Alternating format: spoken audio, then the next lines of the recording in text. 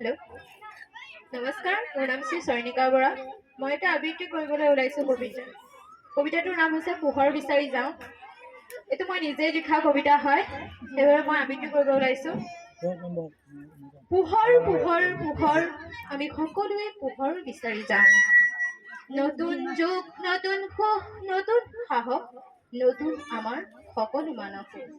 পবিত্ৰ আমাৰ ষড়যন্ত্ৰৰ, পবিত্ৰ আমাৰ হাঁহি।